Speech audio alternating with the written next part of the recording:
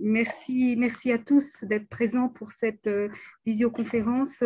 C'est un format dont on se lasse parfois parce qu'on préfère le présentiel. Néanmoins, c'est l'occasion pour tous de renouer avec tous les partenaires du patrimoine aéronautique. Je salue Pierre Grange et André Rouairaud qui ont sauté avec enthousiasme sur cette proposition que nous avions de faire connaître leurs actions relatives au patrimoine Concorde, et puis le partenariat aussi avec la 3AF et le GIACRE. Donc je vous propose très sobrement de présenter les différents acteurs et intervenants de cette visioconférence, tout en remerciant infiniment Yves Meusburgier du GIACRE qui nous permet techniquement de faire ça sur Zoom et en même temps sur YouTube pour du replay possible. Donc, les différents intervenants et participants sont la mission mémoire de l'aviation civile que je représente, de la DGAC. Son rôle est de valoriser le patrimoine de l'aviation civile sous toutes ses formes et par diverses actions, en fédérant l'ensemble des acteurs du patrimoine aéronautique. Donc, c'est vrai que le champ de préservation patrimoniale étant immense, les actions sont conduites en réseau avec les institutions, les associations, les grands témoins, les anciens de la DGAC. Et une des actions importantes que nous menons, c'est la commission mémoire, qui réunit une fois l'an tous les acteurs aux fins de partage de connaissances et de réflexion sur l'avenir de notre patrimoine historique. Je crois que c'est foncièrement d'actualité. Deuxième acteur de notre visio, c'est le groupement des ingénieurs et cadres supérieurs de l'aviation civile en activité retraitée, c'est-à-dire le GIACRE. Le GIACRE contribue à la sauvegarde de la mémoire de l'aviation civile et notre conférence actuelle en est la preuve en images. Je vous invite vraiment à visiter les pages web du GIACRE. C'est un relais très riche de toutes les informations sur le domaine. Le GIACRE contribue également à la publication des ouvrages de la collection mémoire de l'aviation civile. La 3AF ou l'Association aéronautique et astronautique de France, on ne présente plus trop, mais on peut quand même dire en deux mots qu'elle rassemble en réseau des personnes physiques et morales qui portent un intérêt certain à l'aéronautique, à l'espace, à la défense, aux hautes technologies. Elle facilite les contacts fréquents entre ses membres et elle présente et promeut la culture de l'industrie aérospatiale. Voilà, l'association phare de cette conférence, c'est l'association APCOS, Association des professionnels de Concorde et du supersonique, qui groupe tous ceux qui appartiennent ou ont appartenu par leur profession à la mise en service de Concorde, qui rassemble le patrimoine Concorde pour faire connaître et en fédérer les connaissances. Mais Pierre Grange, le président de l'APCOS, ancien pilote d'essai et copilote du Concorde, nous présentera le défi que l'association relève pour préserver les patrimoines humains et techniques de cet avion hors norme qu'est le Concorde, qui peut nous inspirer de la nostalgie, mais aussi une passion toujours présente. Enfin, André Rouairaud, scénariste, auteur, qui sait mettre en valeur l'histoire de celles et ceux qui participent au monde de l'aviation, nous présentera le documentaire Jean de Concorde et la relation avec l'APCOS. Donc, je vais leur passer la parole. Comme je disais tout à l'heure, on fera une séquence de questions-réponses, mais surtout, n'hésitez pas à écrire dans le chat vos remarques au fil du discours. Voilà. Je passe la parole à Pierre pour la présentation des origines de l'APCOS. Et peut-être, Pierre, un mot sur ton parcours. Je pense que ce serait bien. Merci, Pierre. Merci. Alors, Pierre Grange, donc j'ai passé ma carrière à Air France de copilote Caravelle à commandant de bord 777, en passant pendant 5 ans, entre 84 et 89, comme copilote sur Concorde. J'ai eu une période comme pilote d'essai au centre d'essai en vol, où ça m'a permis de passer de l'autre côté du rideau, et dans ce qui nous occupe aujourd'hui n'est pas inintéressant parce que Concorde mérite d'être vu des deux côtés, à la fois en manœuvrier, mais aussi vu du côté ingénieur. J'étais adhérent à l'APCOS depuis son début, qui était une amicale, mais depuis les années 2003, je me suis impliqué et c'est la raison pour laquelle je suis devenu président en 2005 pour entamer cet aspect suivi du patrimoine humain de Concorde. Alors j'enchaîne sur la présentation de l'APCOS. L'APCOS a été créée en janvier 1990. C'est à l'origine une amicale. Elle cherchait à regrouper celles et ceux qui, en France, ont travaillé pour Concorde, que ce soit à Toulouse, dans les domaines de la conception, la construction, les essais en vol, ou à Paris, lors de l'exploitation en ligne par Air France. En fait, c'est le résultat de liens forts qui se sont noués entre Air France et Aérospatiale à tous les niveaux. Les spécialistes d'aérospatiale, et ils nous l'ont dit, passaient le relais aux gens de la ligne, et ces derniers ont eu le sentiment de poursuivre la belle aventure entamée par les constructeurs et de contribuer au succès du programme. Ce qui est vrai, parce que faire voler pendant 27 ans en exploitation en ligne sous toutes les latitudes cet appareil montrait que Concorde était une réussite technique, certes, on le sait, mais une réussite adaptée au transport public de passagers. Alors, on peut citer quelques exemples de ce passage de témoin. Par exemple, les vols d'endurance, qui étaient fin 75, avant la mise en ligne, ont été réalisés au départ de CDG dans des équipes de maintenance intégrées Aérospatiale et Air France, de même que dans les cockpits, il y avait les équipages des deux entreprises. Et puis, quelque chose qu'on sait moins, c'est le personnel navigant commercial d'Air France a été sollicité pour les nombreux vols de représentation qu'a lancé Aérospatiale, puisqu'il fallait quand même montrer que cet avion pouvait voler avec passagers. Et je citerai une date mémorable dans le programme, le 26 septembre 1973. C'est la date du premier vol transatlantique de Concorde. Alors, cette date est importante parce que c'est le jour où tout le monde s'est dit, eh ben, on va y arriver, quoi, on va réussir. Donc, ce premier vol transatlantique a été exécuté avec 42 personnes à bord du Sierra Alpha, l'avion qui est stationné au sud des pistes d'Orly et que maintient en état l'association Musée Delta. Et le chef de cabine sur ce vol, où il y avait 42 passagers, c'était Claude Monpoint, qui était un cadre PNC d'Air France, qui était détaché Aérospatiale. Et là où Concorde a toujours été un avion magique, c'est qu'il savait tisser des liens amicaux en interne comme en externe. Au sein d'Air France, par exemple, la maintenance, l'escale, l'EPM, tout le monde se connaissait. Et ça a été la même chose lorsque les personnels d'Air France côtoyaient Aérospatiale.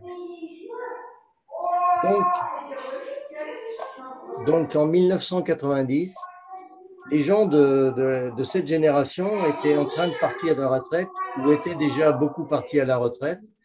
Et ils ont souhaité maintenir ce lien au travers d'une association qu'ils ont baptisée Association des professionnels de Alors, de 90 à 2003, on peut dire que c'est une amicale dynamique, une amicale qui compte entre 250 et 300 adhérents, sorties, voyages, enfin tout le programme d'une association amicale avec des repas à Paris et à Toulouse, souvent très nombreux et très joyeux. Mais c'est une amicale qui ne vit pas dans le passé, puisque pendant cette période, l'avion vole et qui vole bien, puisque la compagnie n'exploite plus que New York en 7-7. Elle lance de nombreux vols spéciaux Concorde, qui sont des succès, et qui vont partout à l'autre bout du monde, hein, les tours du monde, les vols présidentiels en Indonésie, tout ça.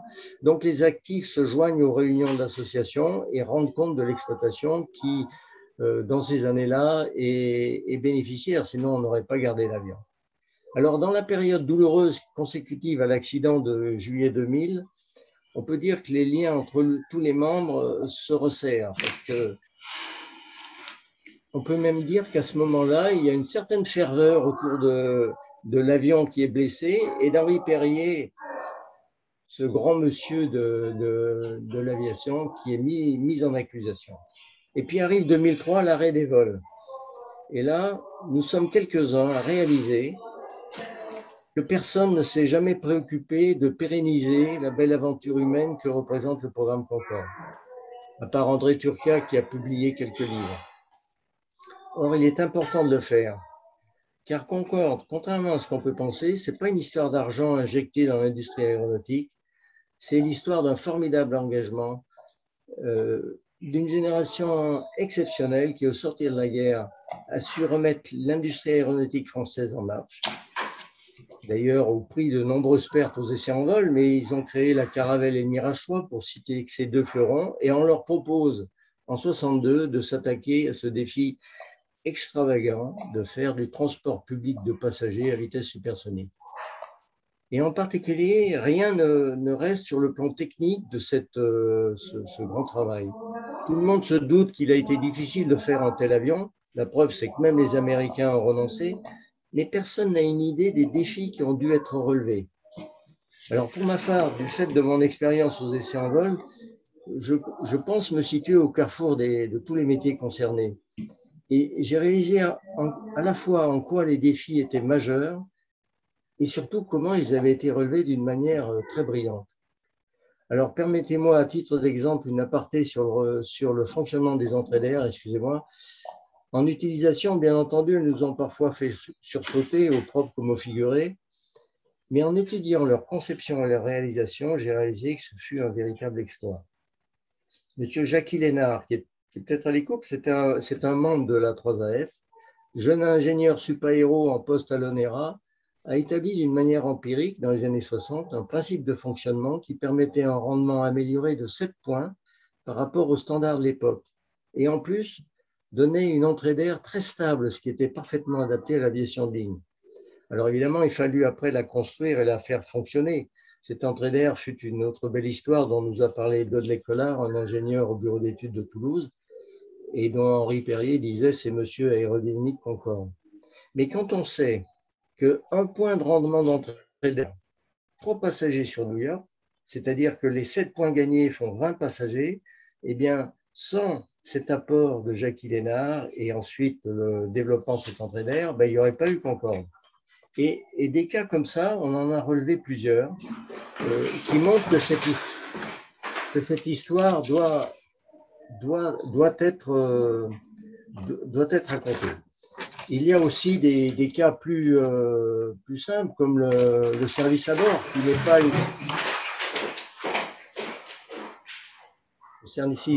n'est pas une sinécure, parce que délivrer un service de qualité première classe dans un temps d'exploitation de moins de 3 heures, dans un espace exigu, sur un avion limité en masse et en volume, et toujours en montée. Donc, pour cette raison, à partir de 2003, nous avons publié une revue qui se voulait un recueil de témoignages et d'anecdotes, la vraie vie, c'est-à-dire la vie racontée au niveau des acteurs.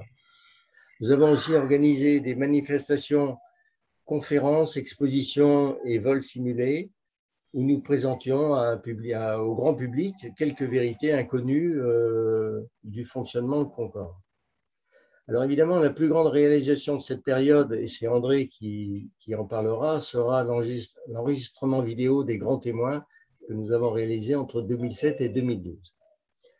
Alors aujourd'hui, après 30 ans d'existence de l'association, dont plus de 15 ans avec une approche patrimoniale et historique, l'APCOS, à travers un programme ambitieusement dénommé APCOS 2050, se réinvente et en s'ouvrant sur le monde. Parce qu'il faut que nous sortions du précaré Paris-Toulouse et que nous touchions un plus large public au sein duquel peut-être des professionnels de Concorde, éventuellement étrangers et anglais en particulier, pourraient nous rejoindre, ou bien tout simplement des personnes de bonne volonté qui voudront bien mettre leur talent au service de ce projet. Alors ce projet s'articule principalement autour d'un site internet qui a vocation à devenir un lieu de référence pour tout ce qui est historique, technique et humain sur Concorde. Il s'appelle d'ailleurs pour cette raison Concorde Référence. Autour de ce site, un ou plusieurs réseaux sociaux, on a commencé avec Instagram, ils ont pour but de lancer des perches, faire des publics plus jeunes et surtout une revue nouvelle, de grande qualité, dont le premier exemplaire est sorti aujourd'hui et dont le rédacteur en chef est André Roerou, il nous en parlera. Et pour terminer, je voudrais dire qu'en annonçant le projet APCOS 2050, et devant l'étonnement de certains APCOSiens qui me disent « mais nous ne serons plus là », Je leur explique que c'est peut-être là le véritable objectif de cette aventure, faire que l'APCOS nous survive et qu'une nouvelle génération, après celle de la conception, celle de l'exploitation, une nouvelle génération continue à porter l'histoire de Concorde.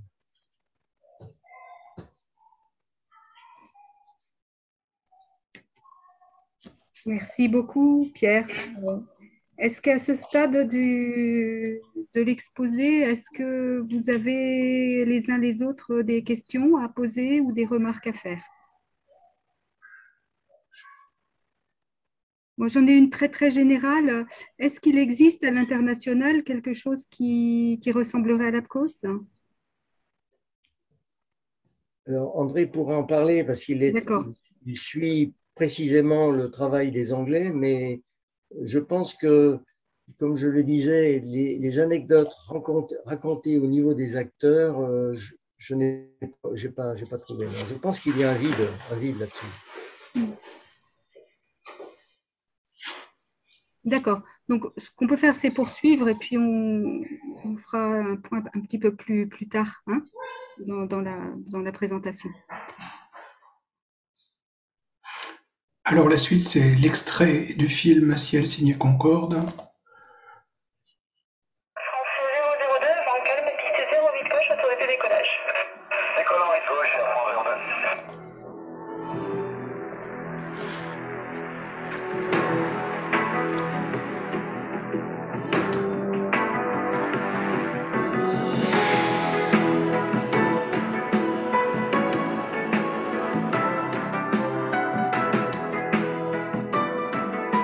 Je crois que cet avion, il permet encore d'arriver. Et le rêve, c'est certainement la chose à faire.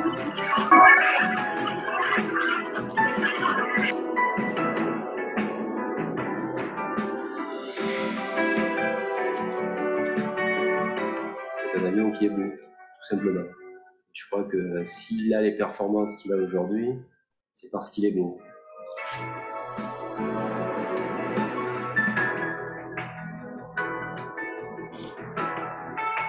Il est exceptionnel, il est unique, tout simplement. Comme tout ce qui est rare, eh bien, il fait envie, il fait rêver. Autorisé toucher en dessus, 340 degrés minutes. Cet avion n'appartient même pas à la France. Il n'a pas un luxe français, c'est un luxe mondial. Oui, c'était joli comme atterrissage. Merci.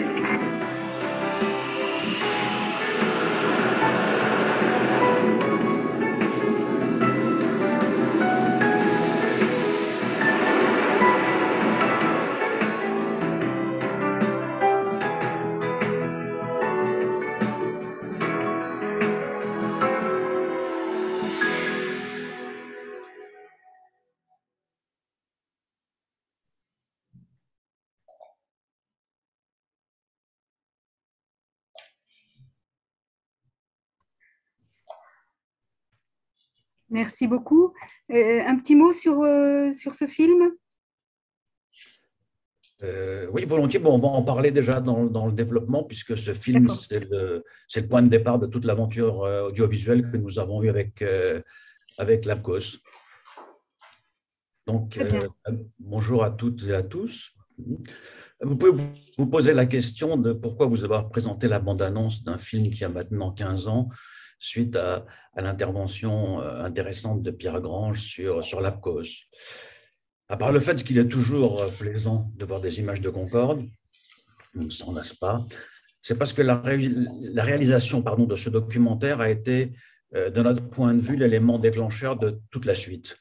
En quelques mots rapides, quand avec mon comparse Loïc Porageau, nous préparions Un ciel signé Concorde, nous avions pris l'option de faire un film sans voix off, sans commentaire.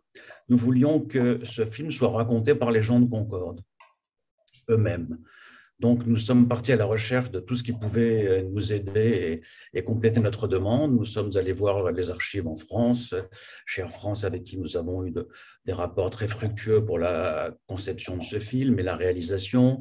Nous avons été voir les sociétés privées, nous avons été voir Pathé, nous avons été voir l'INA. Et à chaque fois, nous tombions sur le même échec. On ne trouve rien. Nous sommes ensuite allés via les documentalistes mandatés dans les pays anglo-saxons pour toujours ne rien trouver. Donc nous en avons rapidement conclu que ces documents soit étaient extrêmement confidentiels, c'est-à-dire qu'ils n'étaient pas à la disposition du public, soit ils n'existaient pas. Donc on était parti sur cette réponse, ces documents n'existent pas, et avec Loïc, on s'est dit pourquoi ne pas les faire. Donc on a défini un premier concept qui était le nôtre, toujours dans la même essence qu'un seul titre de Concorde. C'était de raconter l'aventure, la grande aventure de Concorde entre 62 et 2003, la raconter au grand public et surtout la faire raconter par tous ceux qui ont contribué à faire exister et à exploiter cet avion. Donc notre trinôme de départ, c'était la grande aventure Concorde, le grand public et les acteurs même de l'aventure. Et c'est comme ça qu'on s'est mis en face de réalités qui ont vite été négatives pour nous. On s'est dit, pour que ce produit puisse exister, il faut le rendre exhaustif. Il faut pour ça qu'on trouve le plus grand nombre possible d'interviews. Parallèlement, il va falloir le rendre crédible. Et pour le rendre crédible, on va être obligé de recevoir un certain nombre de figures incontournables du programme. Et puis enfin, on avait un magnifique écueil devant nous qui était la course contre le temps, puisque si nous voulions produire quelque chose d'exhaustif et de complet, nous devions bien évidemment nous intéresser aux acteurs initiaux de Concorde, c'est-à-dire dans la période 59-70, et malheureusement, ces gens-là étaient de plus en plus âgés, et certains même avaient déjà quitté notre monde. Donc, en face de ces critères, on s'est dit, est-ce qu'on sait le faire? Est-ce qu'on peut le faire? Mais la réponse, évidemment, a été non. C'est le lancement commercial d'un ciel signé Concorde. Et on commence à s'intéresser à notre travail. Et là, miracle, il y a une rencontre avec l'APCOS, et je dirais une rencontre avec Pierre Grange, à qui je voudrais vraiment remercier ce soir, parce que tout de suite, il a compris, il a partagé ce projet, tout de suite, il a compris qu'on avait quelque chose à faire ensemble. Il nous a expliqué de son côté que l'APCOS réfléchissait aussi à la préservation de la mémoire de Concorde. Et on s'est dit, réfléchissons ensemble. La réflexion était assez facile. L'APCOS apportait tout ce qui nous manquait, à savoir les réseaux, le carnet d'adresses, la crédibilité. Donc, autant de facilitateurs qui nous permettaient de commencer très vite. Et nous apportions le reste, c'est-à-dire un couverture audiovisuel, des équipes, du matériel et une réalisation finale. Donc, le principe était simple. Nous partagions un projet. Nous avions une communauté d'analyse de ce projet. Pourquoi ne pas le faire ensemble et démarrer rapidement? C'est ce que nous avons fait dans ce hall Concorde glacial de novembre 2007, lors de la commémoration de la première liaison Paris-New York par les Concorde d'Air France. Et je dois dire que ce soir-là, on a été magnifiquement impressionné par un supporter à qui je voudrais rendre hommage et que Pierre a cité tout à l'heure, qui est Monsieur Henri Perrier. Monsieur Henri Perrier, la mémoire de Concorde, l'âme de Concorde, ingénieur navigant dont tout le monde connaît la réalité avant de devenir le directeur du programme Concorde. Et Henri Perrier a très vite compris ce projet et nous a supporté, nous a aidés constamment. Et je dois dire que sans son aide, je pense qu'on pourrait dire que ce projet n'aurait pas existé dans sa plénitude actuelle. Donc, une fois qu'on en était là, il fallait partir et il fallait y aller. Donc, je reprends l'idée de départ, raconter Concorde au grand public, ou plutôt faire raconter Concorde au grand public, ce qui est quand même différent. Ce qui veut dire que dans notre travail, il n'y avait pas d'interview au sens habituel du terme, au sens journalistique. Il n'y avait pas de questions, il n'y avait pas de réponses. Notre objectif était de parler avec les gens de Concorde, en tout cas ceux qui voulaient parler avec nous, de parler d'eux pour les amener à raconter, qu'ils racontaient directement leur aventure Concorde, leur histoire Concorde, toujours avec sincérité et le plus de vérité possible. Ça voulait dire aussi pour nous aborder bien évidemment les grandes étapes du programme, mais aussi raconter les dessous d'une période historique en nous intéressant à des faits méconnus. que Pierre a tout à l'heure évoqué avec le phénomène des entraîneurs, en nous intéressant à des personnes et à des personnages qui ont également contribué à changer le cours des choses et qui pourtant n'ont pas droit au livre d'histoire. Donc, il était pour nous important de laisser la parole à un nombre élevé d'intervenants, non pas en volume, mais également en qualification. C'est la raison pour laquelle aucune hiérarchie n'a existé lors de la sélection des intervenants, dans l'attribution des temps de parole, dans l'ordre de présentation à l'écran. La seule exigence qui était la nôtre, c'est que les personnes qui se mettaient devant nos caméras aient d'une manière ou d'une autre participé au programme Concorde. Et c'est ainsi qu'on a pu découvrir des gens qui n'avaient jamais eu la parole et qui nous ont permis de recomprendre l'histoire Concorde de manière très, très différente. Et puis, je dirais qu'à titre personnel, je voulais aussi rattraper et ne pas tomber dans le piège d'une autre immense aventure de l'aéronautique française, qui est celle de l'aéropostale. Aujourd'hui, l'aéropostale, c'est pour le grand public, c'est 10, 15, 20 noms. Or, l'aéropostale, c'est des centaines de personnes qui se sont engagées corps et âme partout dans le monde pour reprendre leur terme, pour que le courrier passe. Mais à Concorde, c'est pareil, c'est des centaines de personnes qui, à leur niveau, se sont engagées dans des situations des fois très complexes, des fois plus amusantes, et qui nous ont raconté ce qu'ils ont fait pour que cet avion puisse voler dans des conditions de régularité et de sécurité. Alors, sur les moyens de tournage, je ne vais pas vous dire grand-chose. Sur les moyens de tournage, on a eu la chance de bénéficier d'équipes de professionnels partout, de matériel professionnel, de studios professionnels, ce qui nous a permis de sauver ces interviews et ces témoignages dans des qualités qui sont exploitables par tout le monde aujourd'hui, y compris par les télévisions. Une chose, je voudrais aussi remercier toutes les personnes qui nous ont aidés, parce que les tournages et la production de ces documentaires ont été complètement bénévoles de la part de tous. Et ça, je crois qu'il faut aussi le souligner. Alors, pour conclure, trois petites choses. Quand nous partons en 2007, nous ne savons pas vraiment bien où cette aventure va nous mener. On sait qu'on va rencontrer des gens de Concorde, mais répondront-ils à nos attentes? Ça, on ne le sait pas. Notre plan de charge autonome tablé sur 15, 20, 25 interviews pour faire un succès. 105, le nombre final, n'avait jamais hanté nos ambitions les plus folles.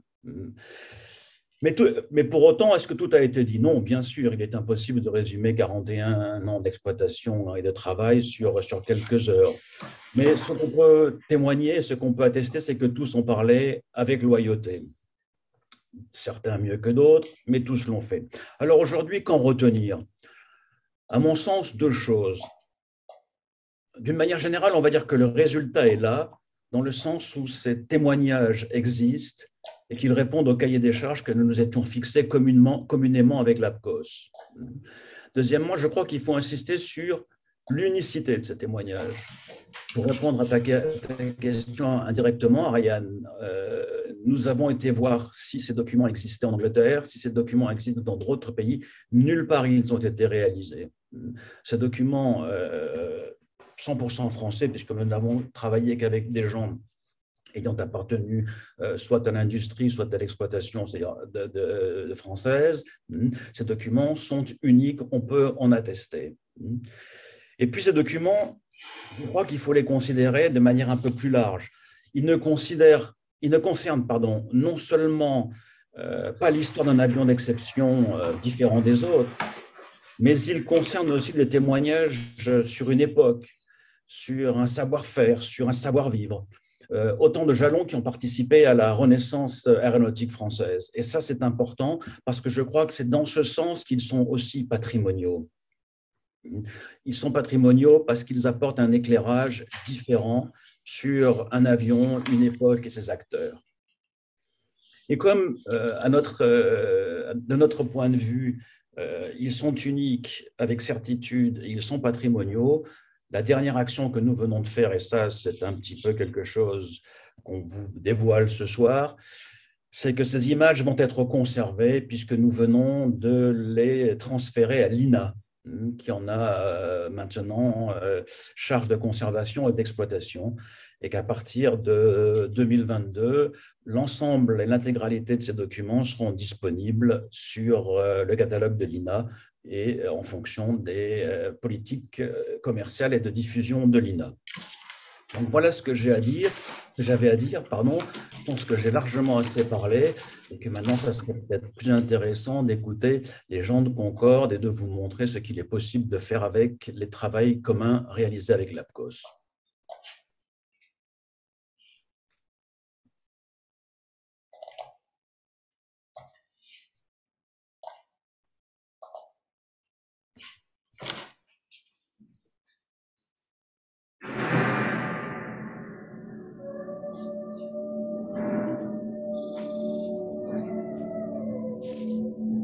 En 64, Concorde, c'était quoi? Un accord, un bout de papier entre deux gouvernements décidés à le faire, quelques dessins sur des planches et quelques études fondamentales de matériaux.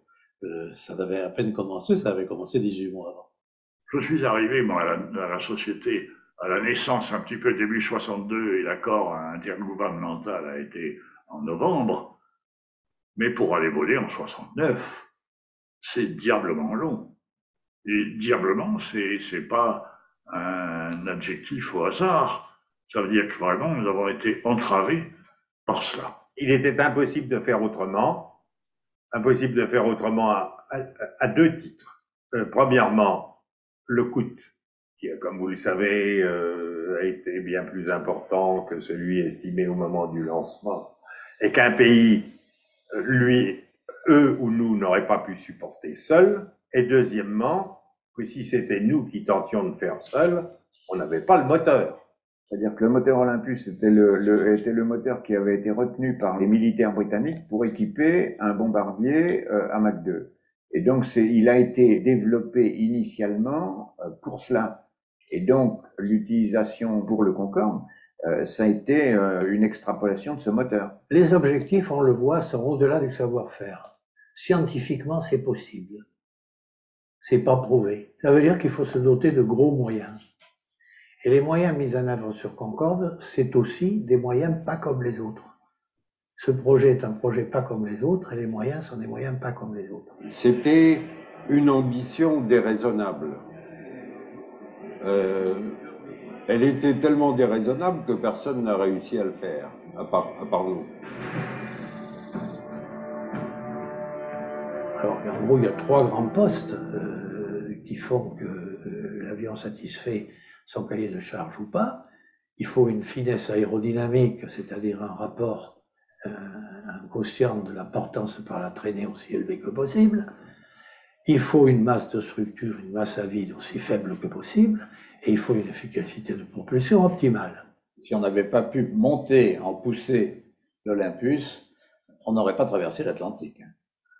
Parce que, les calculs, les essais ont montré que les calculs étaient un peu optimistes, même légèrement, même plus qu'optimistes. Et il a fallu quand même passer la masse totale de l'avion au décollage de 130 tonnes à 180 à peu près. Et puis on découvre qu'on a tout à créer en matière de système. On ne peut rien trouver sur étagère. Ni une pompe hydraulique, ni un alternateur, ni un groupe de conditionnement d'air, ni rien, parce que les choses ne sont pas adaptées aux conditions d'environnement. Pour certaines, il va falloir travailler à des pressions, à des températures plus élevées. Alors ça a pris un certain temps et on a commencé à tailler le métal pratiquement début 65. Début 65, on commence à tailler le métal et ce qui est très nouveau sur cet avion, c'est que Cervanti a dit, bon, pour faire cet avion, la tôle, très peu pour moi, il faut faire des pièces usinées dans la masse. Et le premier essai que nous faisons, c'est la mise en pression de la cabine. Et là, il y a une porte qui fout le camp. Voilà, donc, oui. Une porte britannique.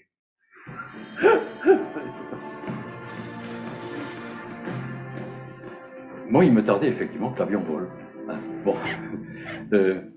Et il a volé un jour. Le premier vol d'un avion, c'est toujours un grand jour. C'est l'aboutissement d'années de travail à tous les niveaux. C'est une épopée, certes, mais c'était réfléchi à chaque moment. On n'est jamais parti à l'aveuglette. On est parti découvrir, puisque notre principal boulot, ça a été d'aller voir des choses que personne n'avait vues. Et c'était l'excitation d'aller dans l'inconnu comme ça, mais une excitation très mesurée. Nous étions tous des gens pondérés. Au fond, on se prenait peut-être au jeu. Hein. On était dans cette machine, dans ce simulateur. On vivait pratiquement avec lui. Hein. On a passé des centaines d'heures à voler, donc à faire voler quelque chose qui, je suis d'accord, était virtuel, mais enfin qui nous ressemblait de plus en plus à Concorde. Et quand j'ai vu qu'il était prêt à lâcher des freins, j'ai organisé ma trajectoire pour me retrouver exactement en patrouille avec lui au moment de son envol. Et dans cet envol initial, cette silhouette-là qui était braquée dans le ciel, j'ai dit sur la fréquence à Turcat, tu peux pas savoir comme c'est beau. Et quand on l'a vu arriver, là, c'est difficile, il va la prendre, la piste, oui, bien sûr, puis il est arrivé très calme, très beau.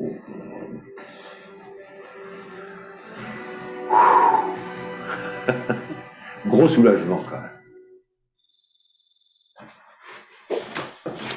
On nous a dit, voilà l'avion, il est tel qu'il est, à vous maintenant de le vendre. C'est un peu comme ça que ça s'est passé, je dirais malheureusement. Mais c'était une époque où les aspects commerciaux étaient sous-estimés, les aspects relations avec les compagnies étaient sous-estimés, et les aspects économiques n'étaient pas évoqués dans le niveau de détail où ils le sont aujourd'hui.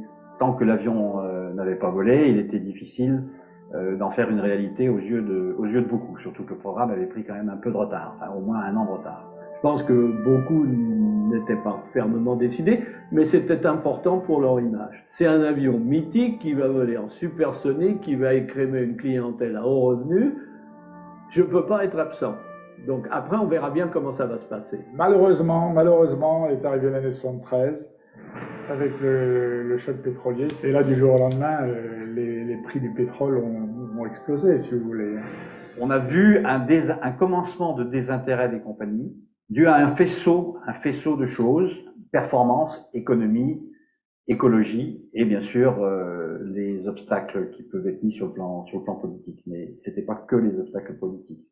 C'était quand même une année charnière, 73, début 74, au-delà de laquelle on était à peu près persuadé qu'on n'arriverait plus à placer cette machine, quoi. Je me souviens qu'on nous a appelés de New York lorsque Panam a dit bon, on vient de faire la négociation pendant 4 à 5 mois et définitivement, on a pris la décision de ne pas acheter Concorde.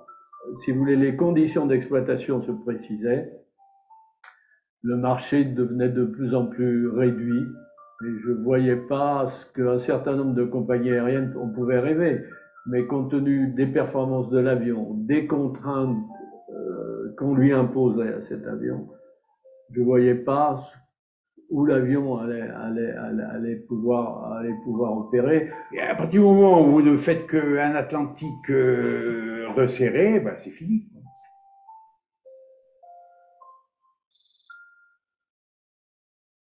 Cet avion était, je ne sais pas, mais était peut-être une étape forcée pour faire Airbus. On n'aurait peut-être pas pu faire Airbus du premier coup comme ça. En tout cas, tel qu'on l'a fait. Mon père m'a toujours dit que le Concorde était quand même un avion qui avait beaucoup aidé l'Airbus. Donc, si vous voulez, le programme Concorde, en soi, en dehors de l'avion, il a apporté aussi beaucoup d'expérience dans la gestion d'un programme multinational. Moi, personnellement, je suis reconnaissant à Concorde. C'est peut-être cher payé, mais je pense que sans Concorde, on aurait eu beaucoup de mal à être leader sur l'Airbus. Beaucoup de mal.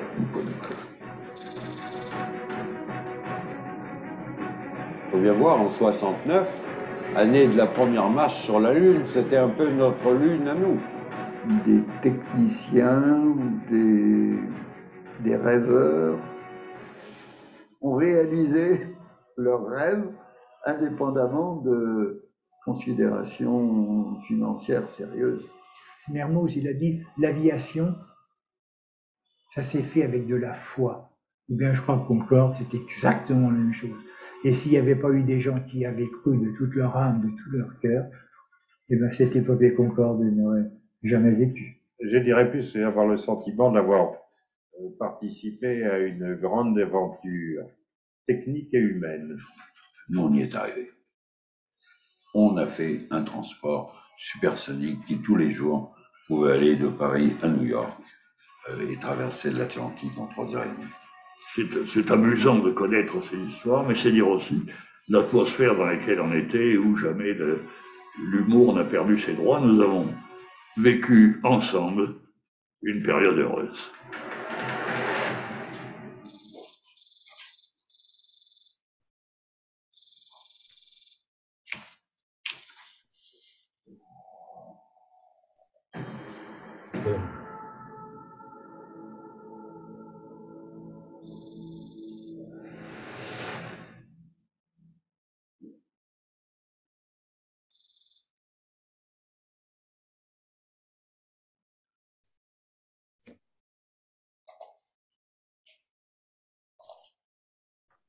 Bah, écoutez, c'est tout à fait remarquable et puis c'est très émouvant. On voit toutes ces strates de mémoire qui sont si bien les pilotes, les techniques, c'est tout à fait remarquable. André, Pierre, vous avez d'autres remarques à ajouter sur ce tournage? Est-ce que ça a été… André, est-ce qu'il y a eu des difficultés ou pas en fait? Non, parce que toutes les difficultés qui étaient les nôtres avant qu'on rencontre Pierre et Lapkos ont été levées immédiatement. C'était essentiellement des difficultés de contact. Et Pierre, Lapkos et leur réseau et leur crédibilité nous ont permis tout de suite de pouvoir rencontrer les gens qu'on voulait. Et puis je reviens, on avait aussi le plus beau des directeurs de casting qui était M. Henri Perrier. D'accord. En tout cas, bravo. Est-ce que à ce stade, nos internautes ont des remarques à formuler ou des observations? N'hésitez vraiment pas. La parole est à vous tous. Ceux qui interviennent doivent ouvrir leur micro. Bien sûr.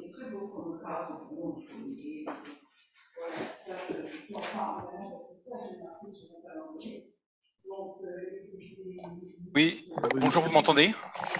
Oui. Oui, bonjour. Bravo, félicitations, c'est magnifique. C'est un documentaire, alors pour moi qui suis jeune génération, à part ce qu'on peut trouver dans les médias, là ça donne un peu ce qui s'est passé en coulisses, donc c'est vraiment c'est fantastique. Et pour rebondir sur ce que disait Monsieur Pierre Grange tout à l'heure, c'est vrai qu'il serait très intéressant également si vous pouviez avoir des retours des Anglais. Des navigants, des gens qui ont travaillé sur Concorde. Je pense que ça serait également un bon moyen de faire perdurer et de faire vivre l'association dans le futur. Et je pense que je suis persuadé que vous trouverez chez les Anglais également des amoureux de l'avion. Et c'est également, je pense, également dans leur intérêt. Enfin, en tout cas, voilà, ça s'est construit au sein de l'Union européenne. Et je suis persuadé que on pourrait avoir des beaux témoignages également du côté des Anglais.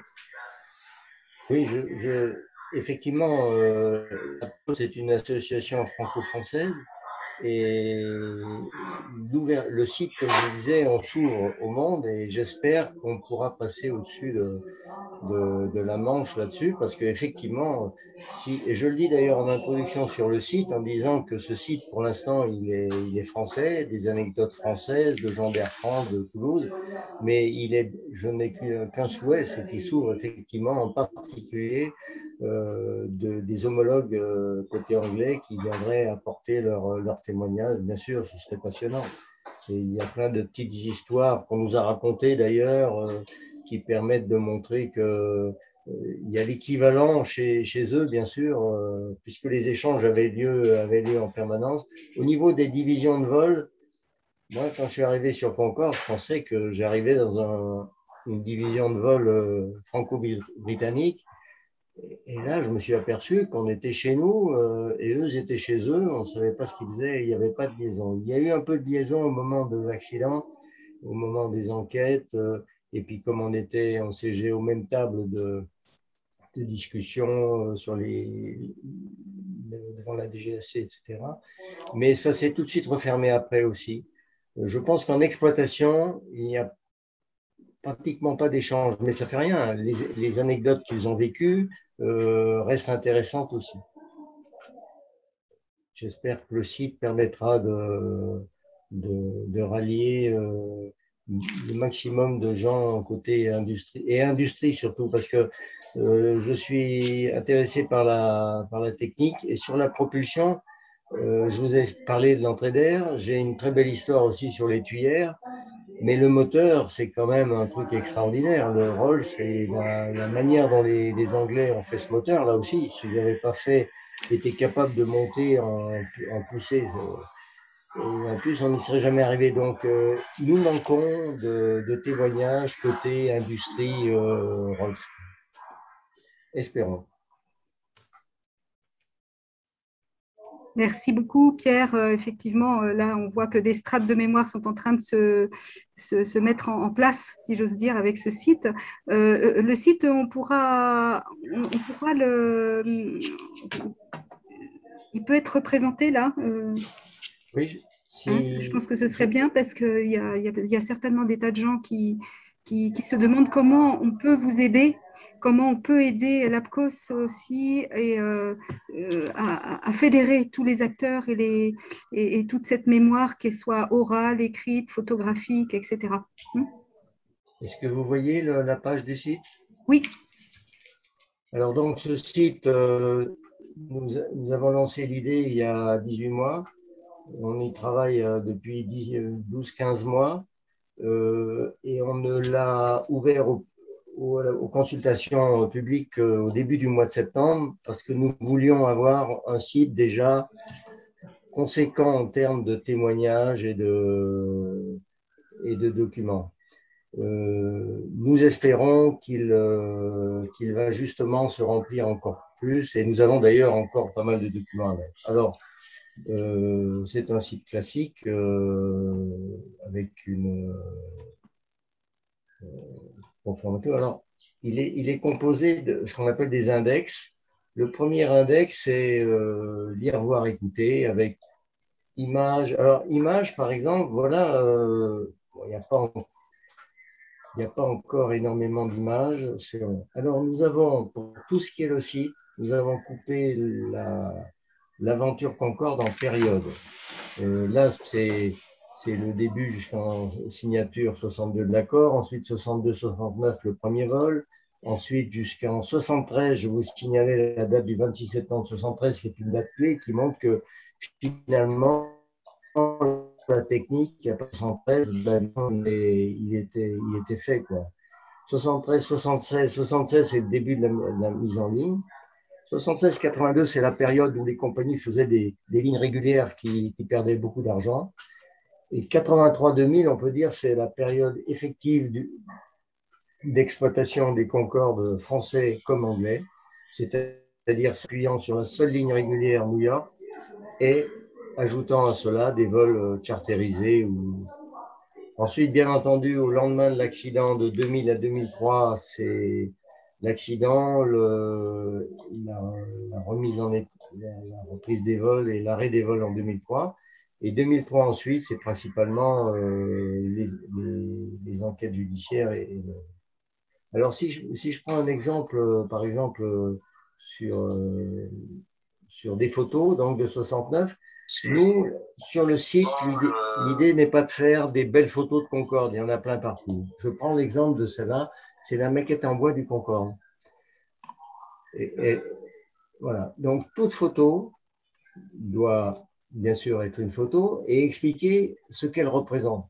Toute photo doit avoir une histoire. Au salon du Bourget 67, il y avait une maquette Concorde grandeur nature au Bourget. Là, je reviens à l'autre point où j'en étais. Voilà.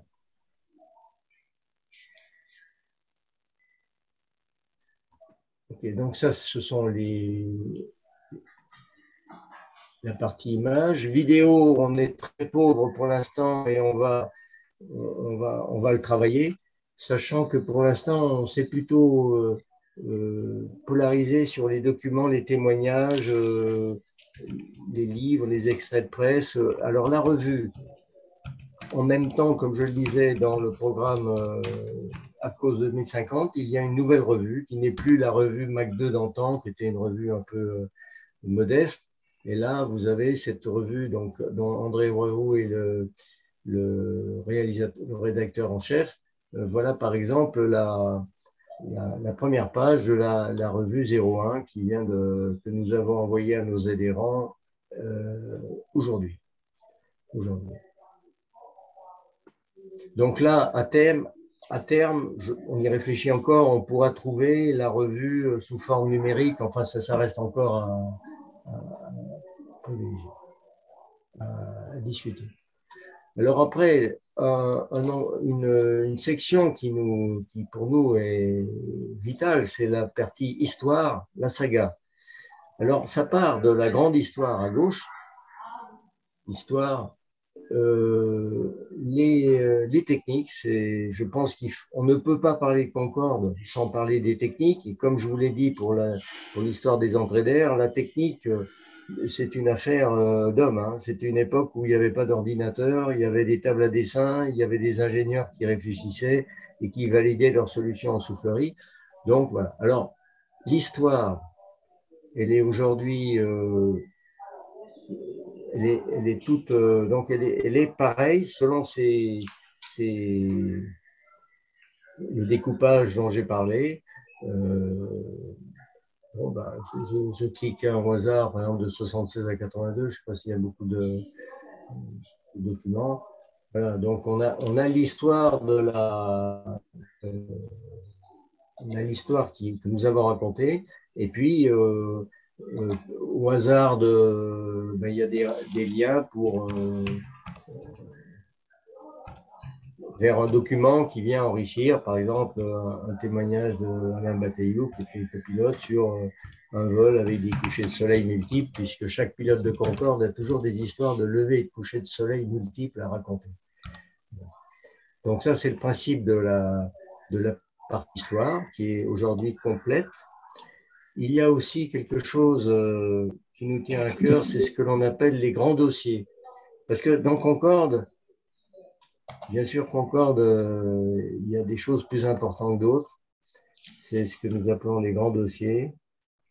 Concorde et l'Amérique, dont André Roux a été vraiment Là, c'est vraiment un domaine, par exemple, où il y a plein d'idées faites sur les relations du programme Concorde et de l'Amérique et qui ne sont pas conformes du tout à la réalité.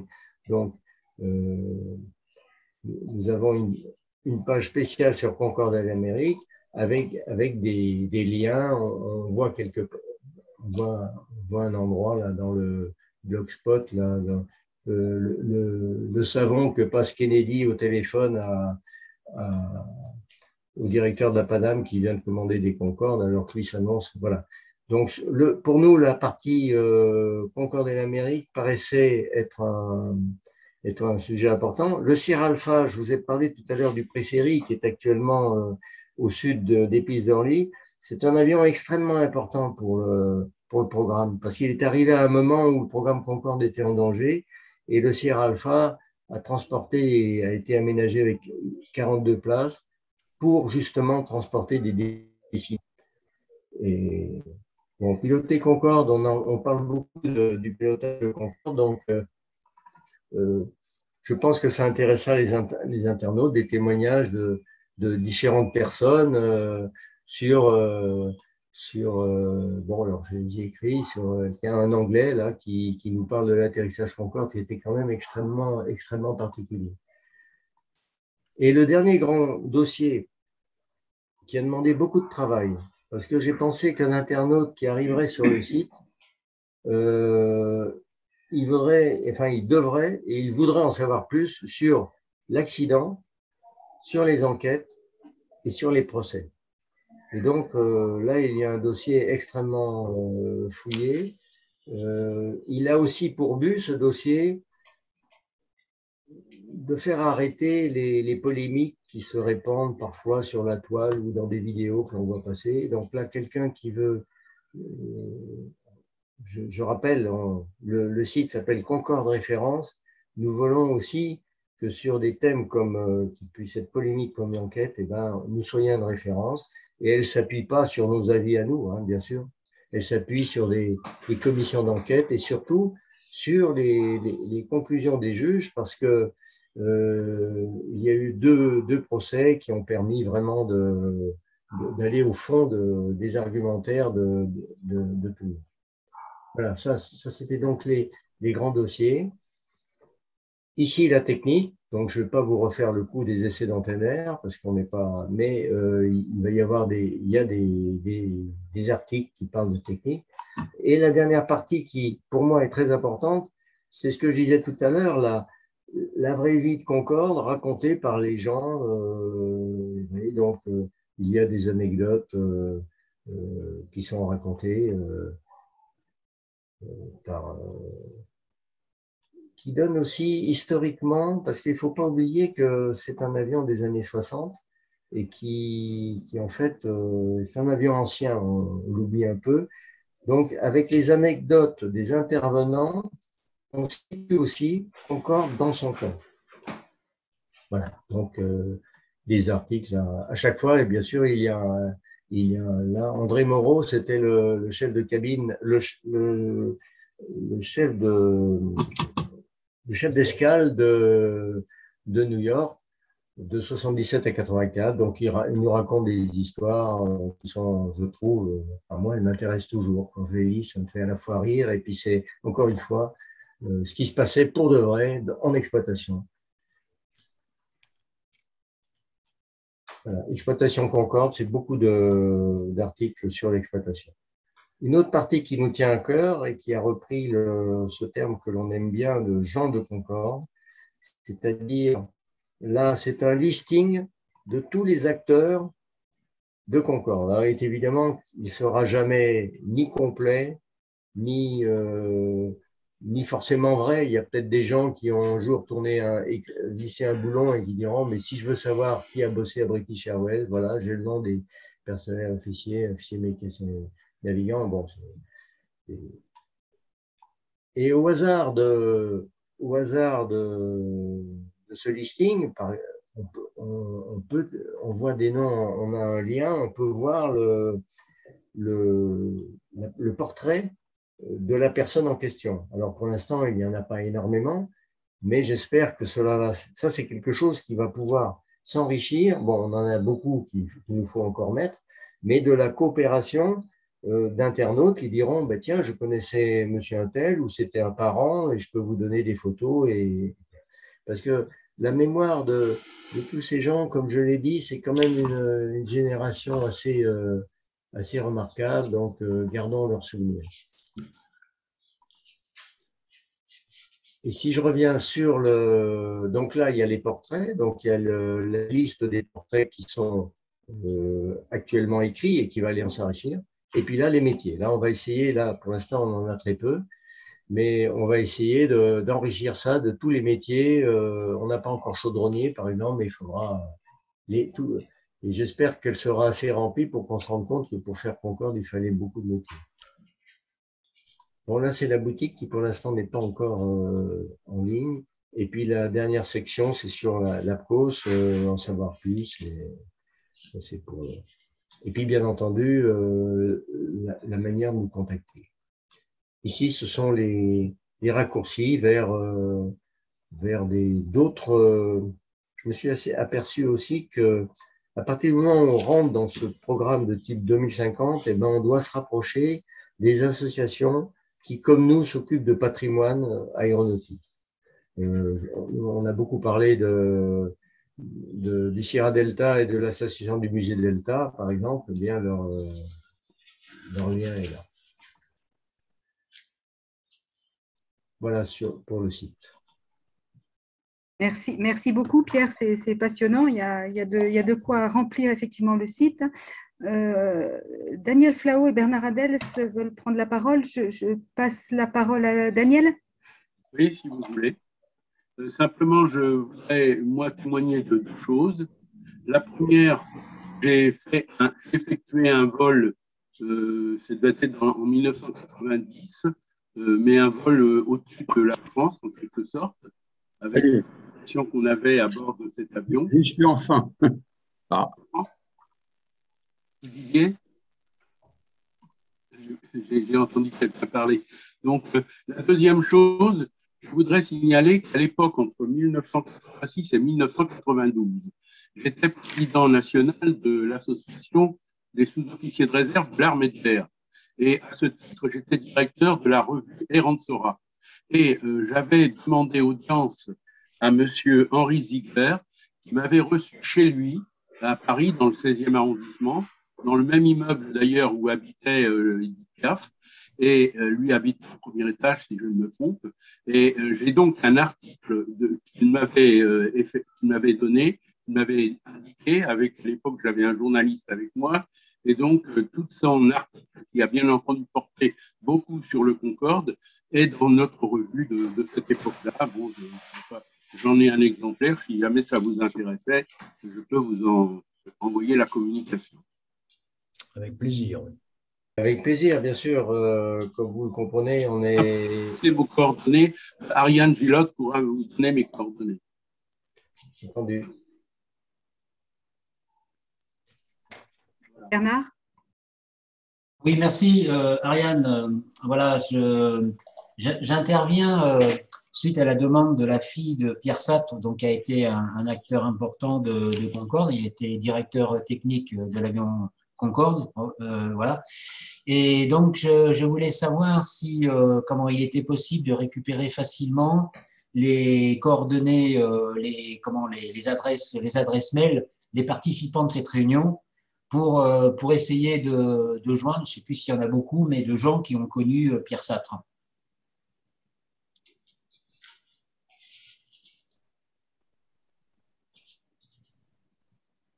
Je pense que ton message est passé, Bernard. Le plus simple, je pense qu'il y a possibilité de toute façon de mettre ta demande auprès de l'APCOS sur les contacts aussi de Concorde Référence, ça vaut le coup, et pour que ce soit relayé par Pierre et André.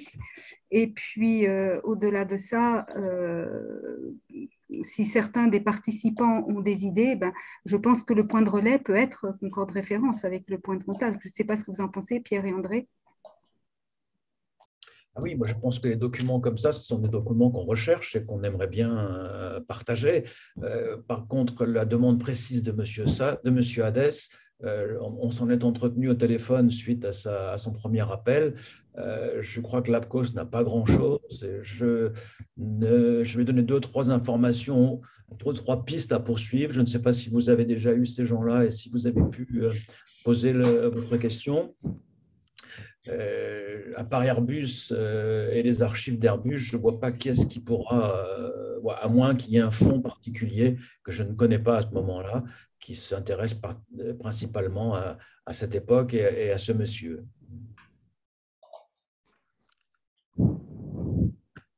Merci André. De toute façon, souvent quand on commence à dérouler le fil d'une pelote, petit à petit les choses viennent. Donc Bernard, voilà, tu as lancé ton message et je pense qu'on peut vraiment de fil en aiguille, peut-être un petit peu dans le long terme comme toujours, mais on devrait pouvoir arriver à avoir des éléments.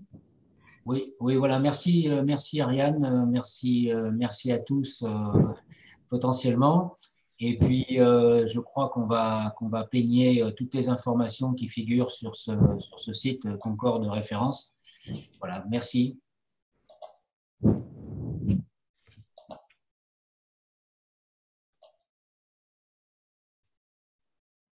Pierre et André, donc voilà, moi je suis vraiment très heureuse qu'on puisse contribuer un tant soit peu à faire connaître cette grande aventure qui continue. Est-ce que vous avez un message à faire passer ou des conseils à donner pour essayer d'enrichir cette mémoire Concorde auprès de nos internautes ici présents? Moi, je pense que plein de gens ont des informations, ont des anecdotes, ont un épisode de temps à partager autour de Concorde. Et je vais vous donner juste un exemple qui m'a ravi dans le cadre de notre travail. J'ai reçu il y a 4 jours une photo du Brésil d'un monsieur qui m'a dit « ça parle de Concorde » et qui m'a raconté l'histoire qui est derrière cette photo. Je peux vous dire que c'est quelque chose d'incroyable dans le Brésil actuel, qui n'est pas très vaillant. Je ne sais pas comment cette personne a entendu parler de nous. Je ne sais même pas comment, à cette époque-là, parce que c'est une photo qui date des années 70, on parlait du Brésil, on parlait de Concorde au Brésil. Mais la preuve, c'est que les réseaux se font et que cet avion est encore un catalyseur, je veux dire, d'une part de rêve et d'autre part d'universalité. Et ça, je crois qu'il faut qu'on se mêle tous à développer de tels réseaux. Oui, moi en réponse, je dirais que déjà, je remercie de nous donner cette opportunité de parler de notre site et de notre projet, et surtout de s'adresser à... Je suis membre de l'A3AF et je sais que j'ai déjà assisté à des conférences très intéressantes sur l'histoire de l'industrie aéronautique d'après-guerre. Et je pense qu'il faut effectivement que le maximum de remontées soit fait vers nous, et j'espère surtout que le site aura cette fonction principale. Quand je dis qu'on s'ouvre sur le monde, c'est une réelle image, et on espère que le monde nous fera des apports. Merci beaucoup, Pierre. Oui, effectivement, c'est vraiment les prémices d'une aventure, là, et même si ça prend un petit peu de temps, ça ne peut que s'enrichir, et ça, c'était extraordinaire. Est-ce qu'il y a d'autres remarques ou d'autres observations des uns et des autres? Oui. Oui. Effectivement. Donc, Jean-Paul Morel de Genève. La première des choses, de manière personnelle, je vous montre mon diplôme sur le Concorde, qui date du 18 septembre 1999, enfin 99. Et donc, j'ai eu l'occasion personnellement de pouvoir voyager Concorde. C'était une expérience formidable. Et deuxièmement, je félicite vraiment très, très sincèrement tout ce travail qui a été fait pour la mémoire de Concorde, car en citant un peu Winston Churchill, plus vous saurez regarder loin dans votre passé, plus vous pourrez regarder loin dans votre avenir. Et cette chose me touche beaucoup puisque je suis de Genève et je suis un ancien de Suissair. Et je sais combien c'est difficile d'entretenir la mémoire là pour un avion, moi pour une compagnie. Et j'ai fait aussi donc l'œuvre d'écrire un livre, et notre petite association s'efforce de continuer à faire vivre cette grande compagnie qui a été Suissair. Et c'est pour ça que le fait de Concorde, de continuer à faire vivre le Concorde, vraiment, très sincèrement, du fond du cœur, je vous félicite vraiment très, très, très fort.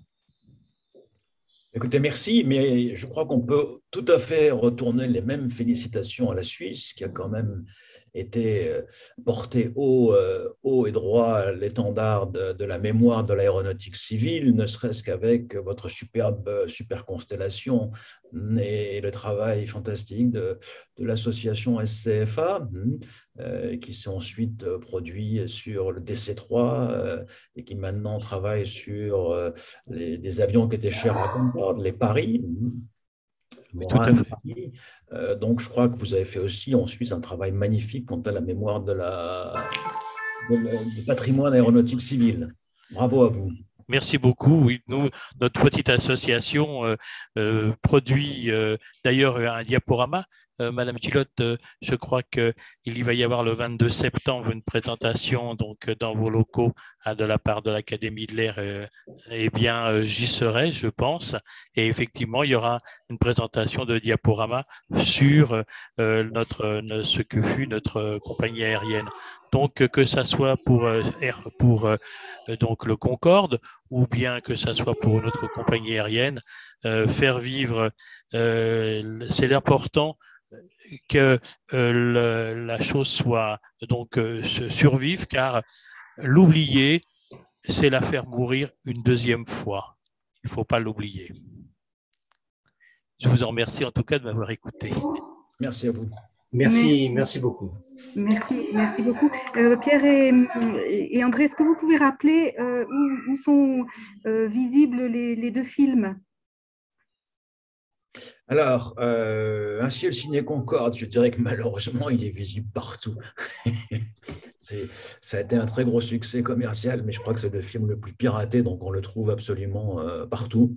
Sur YouTube, vous en avez 5 ou 6 versions, vous pouvez choisir la moins mauvaise. Sinon, très vite, les images que nous voulons diffuser, elles seront sur le site, dans la partie que Pierre a montrée. Et donc celle-là. Alors, concernant les images de Jean de Concorde, l'accord que nous avons avec l'INA nous empêche de les mettre dès aujourd'hui. Par contre, nous les mettrons parallèlement avec la diffusion sur le site de l'INA. Et ça, je pense que c'est quelque chose qui devrait avoir lieu fin 2021, début 2022. Puisque pour vous donner des informations, actuellement, l'INA est en train de numériser avec la technologie la plus moderne, c'est 150 heures d'interview, et tant que ça, ce n'est pas fini, personne ne peut faire ces images, ce qui me semble logique. Merci beaucoup pour cette précision, c'est important pour tout le monde. Voilà. Est-ce que vous voulez ajouter quelque chose, Pierre ou André? Oui, je voudrais ajouter quelque chose en relation avec ce que je disais à la fin. L'APCOS, à partir du moment où elle devient une association patrimoine historique, elle se doit de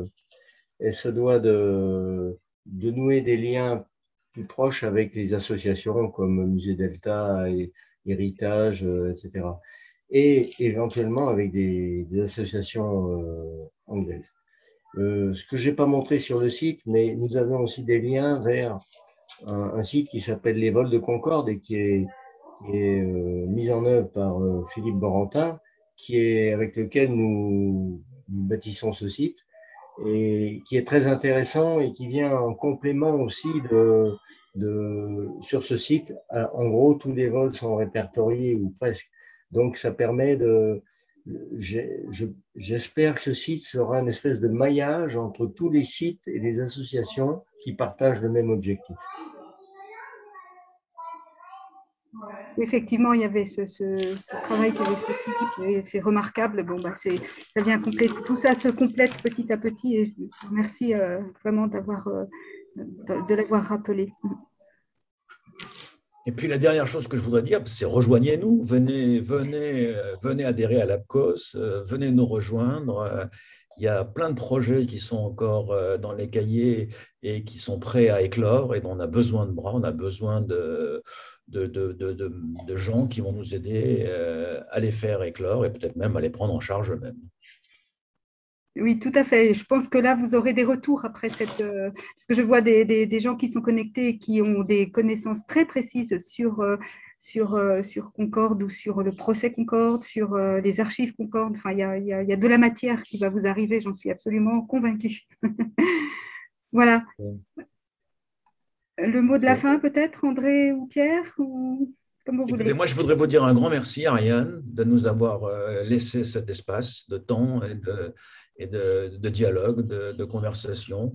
Et puis, on vous tiendra au courant, on vous tiendra informé de tous les développements qui seront faits, soit ici, soit demain. Vous allez recevoir la revue dans les jours qui arrivent, au bon vouloir de la Poste. N'hésitez pas à nous faire des retours, n'hésitez pas à nous en parler, de la même façon que le site. Tout ça est un dispositif global. Le dispositif central, c'est le site, bien évidemment. Et puis après, chacun doit trouver sa place en manière complémentaire. Et n'hésitez pas à nous aider là-dedans. Oui, comme André, je vous remercie vraiment de cette lucarne que vous nous avez ouverte. je veux simplement, comme mot de la fin, dire que les professionnels de Concorde, par définition, c'est une espèce en voie de disparition. Donc, il s'agit aussi dans l'approche 2050 d'un problème de mutation des effectifs. Et je crois que c'est tout à fait possible, puisque André en est l'exemple. Des gens de bonne volonté, ou Philippe Borentin, de bonne volonté nous ont rejoints et permettent. Donc, c'est aussi ce qui est en cause, c'est un peu la survie et la remontée des effectifs actifs. Merci beaucoup, André Pierre, mais un merci très, très spécifique à Yves Meusburger qui nous a assuré toute la technique et la connaissance des premières conférences GIACRE qu'on a montées aussi. Donc, vous pouvez retrouver toute la conférence sur les chaînes YouTube. Hein. Merci Pierre et André encore une fois pour votre enthousiasme, pour nous partager votre passion. Je crois que là, vous avez vraiment démontré combien notre patrimoine aéronautique est particulièrement bien vivant et continue d'être porté par une dynamique que nous devons perpétuer vraiment. Voilà. À bientôt. Continuons. Oui, continuons. Merci beaucoup et à bientôt. Merci.